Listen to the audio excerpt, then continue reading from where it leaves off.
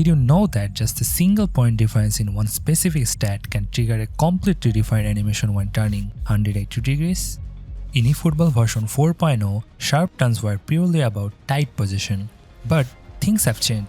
Today we're going to find out the specific magic number that unlocks a different animation.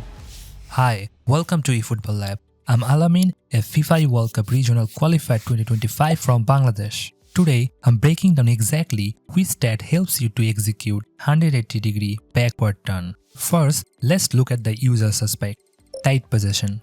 Theoretically, tight position affects how smoothly and quickly a player turns under pressure. Higher stats should mean sharper turns, better close control in tight spaces, and higher ball retention. Testing this scientifically is tough. In training field, it's almost impossible to predict the initial state of the animation every time. So for this experiment, we will use the in-game skill training mode. The moment the training begins, we turn immediately backwards. This helps us to detect the initial animation time. For this experiment, I've kept my FPS to 60 to catch every single animation frame accurately. I'm also using the D-pad for the movement to ensure there is no directional drift. For this test, I used the Epic Diego Forlan. I locked his speed and acceleration at 85 and started his tight position at 80. I will increase it one by one to see the results. When turning to the left, Forlan touches the ball with his left foot, turns, then touches it again with his right foot. From 80 to 90 tight position, there is no animation change.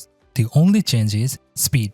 We save about 1 frame between 80 to 85 and 2 frames between 85 to 90. From 90 to 99, still no new animation. 1 frame difference from 90 to 95 and 95 to 99. But when turning 180 degrees from his right side, things get interesting. From 80 to 90, the animation is normal. But suddenly, at 90 to 91, we get a totally different animation.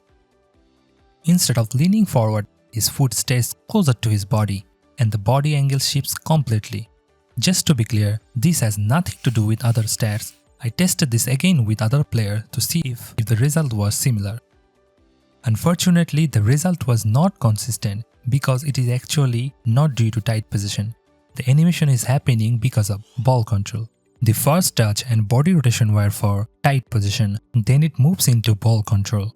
When ball control increases from 91 to 92, the animation for recovering the ball changes. I tested this with players of defined heights, weights, and leg lengths like Maradona, Mbappe, Ronaldo, Torres, and Neymar, and the results were the same. However, this isn't consistent across every card. For Showtime Messi, the animation didn't change until 96 to 97 ball control. But for MSN Messi, it happened at 92. Maybe this is how Konami nerf cards. But one thing is clear, when turning with player's weak foot, the animation duration is significantly longer than turning with the strong foot. Here is the data from my experiment. You can pause the video and see the differences. So, how should you build your players? If you are doing lots of turning with your players, especially midfielders and wingers, then you should have at least 92 ball control. But if your strikers are only for running behind defenders and scoring goals, then it is not necessary, but still good to have. However, you should aim to have at least 85 in both tight position and ball control, because the difference from 80 to 85 is big. Also, with tight position, your ball carrying and dribbling stat increases too. You can check my previous video where I experimented on dribbling and speed. If you found this video useful, make sure to like the video, subscribe to the channel, and ring the bell so you don't miss the next video. You can also follow me on social media where I upload players' custom training builds. I'm Alamin, thanks for watching.